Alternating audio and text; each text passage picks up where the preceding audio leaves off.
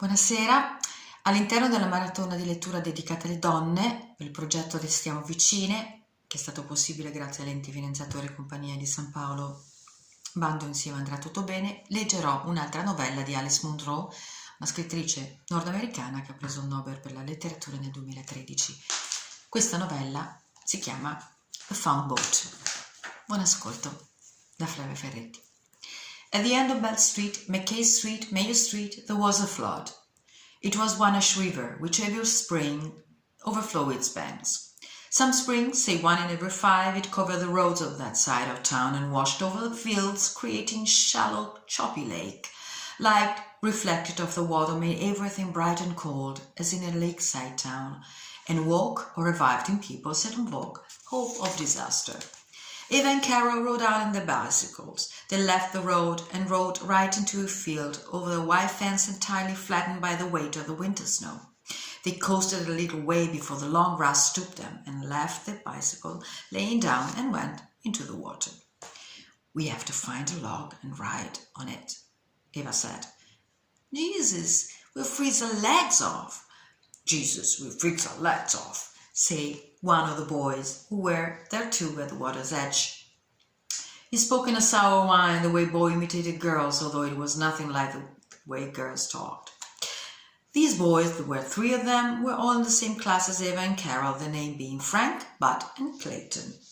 But Eva and Carol, who had seen them and recognized them from the road, had not spoken to them or looked at them. Eva and Carol took off their shoes and socks and waded in.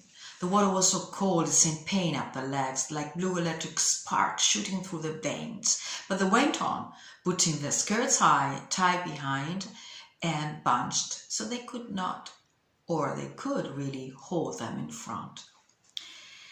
They laid a log and climbed on, taking a couple of boards floating in the water for paddles. There were always things floating around on the float: branches, fence rails, logs, road signs, old lumber. They paddled away from shore, heading out into the cold lake. The water was perfectly clear. They could see the brown grass swimming along the bottom.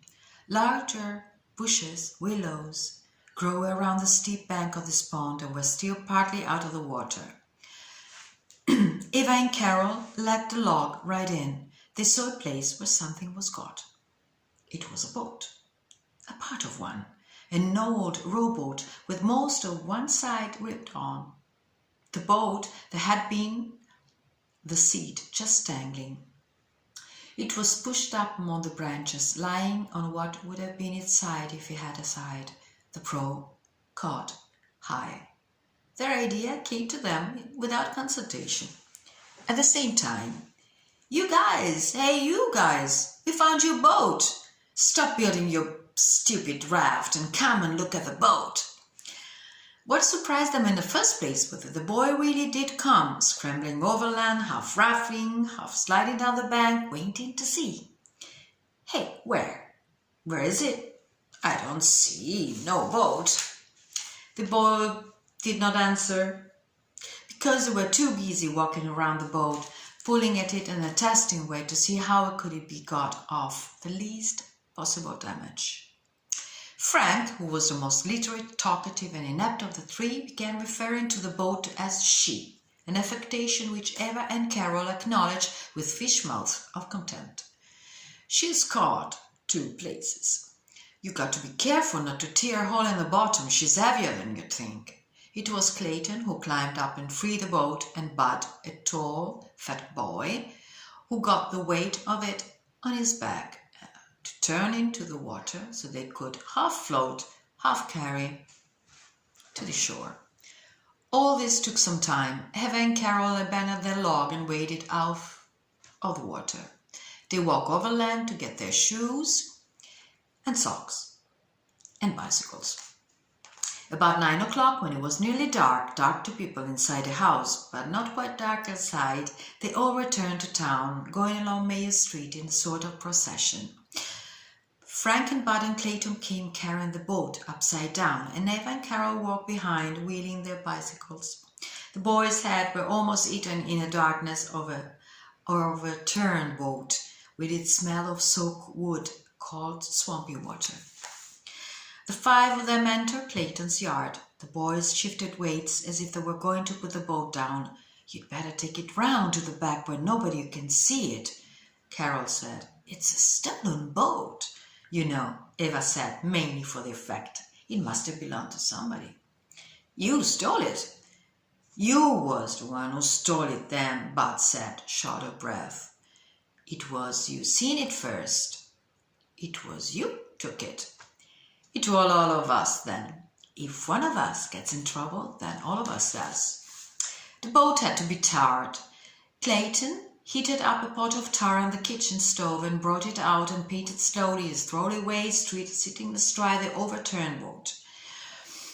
The other boys were sawing a board to make a new seat. As Clayton worked, the tar cooled and thickened so that finally he could not move the brush anymore. He turned to Eva and held out the pot and said, "You can go in and heat this on the stove." Eva took the pot and went up to the backstage to do the job. On the 24th of May, a school holiday in the middle of the week, the boat was carried out of town, a long way now, off the road over fields and fences that had been repaired to where the river flowed between its normal banks. Eva and Carol, as well as the boy, took turns carrying it. It was launched in the water from a cold tramp spot between willow bushes that were fresh out and leaf. The boy went first. They yelled with triumph when the boat did float. Then it rode amazingly down the river current. The boat was painted black and green inside, with yellow seats and a strip of yellow all around the outside. Eva and Carol ran along the bank, carrying bags full of peanut butter and jam sandwiches, pickles, banana, chocolate cake, potato chips, graham and crackers stuck together with corn syrup, and 5 bottles of pop to be cooled in the river water. The bottle bumped against their legs. They yelled for a turn. Soon they were all going out in the boat in mix-up turns, 2 boys and a girl, 2 girls and a girl and a boy, until things were so confused it was impossible to tell whose turn came next. And nobody cared anyway. They played truth or dare. "I dare you to write on the wall, 'I am a stupid ass,' and sign your name. Tell the truth. Which is the worst lie you ever told? Did you ever dream you were walking down the street without any clothes on? I dare you to go to the side and peel on the railway sign." "I dare everybody," said Frank. "Everybody?" "What?" "Take off all your clothes." Eva and Carol screamed. "Anybody who won't do that has to has to crawl around on their hands and knees." They were all quiet until Eva said, "What first?" "Shoes and socks." "Then tops. Everybody take off the tops. Then bottoms." Nobody said a word this time. They all bent and stripped themselves. Eva naked first, stopped running across the field, and then all of the others ran, all 5 of them running bare through the knee-high hot grass, running toward the river, not caring now about being caught, but in fact leaping and yelling to call attention to themselves, as if there was anybody to hear or see. They felt as if they were going to jump on a cliff and fly. They felt that something was happening to them different from anything that had happened before, and it had to do with the boat, the water, the sunlight, and each other. Soon the boy then took away. Where are they going?" said Carol. Nothing. They crept into shore. "Let's stay in the bushes until they go," said Eva. "I hate them anyway." "I really do. Don't you hate them?" "Sure," said Carol, and they waited until they heard them going away. "After all, it was never our boat." "Yes, that's true. But what if they tell?" said Carol. Eva said, "Well, we all say it's a lie." Alla prossima!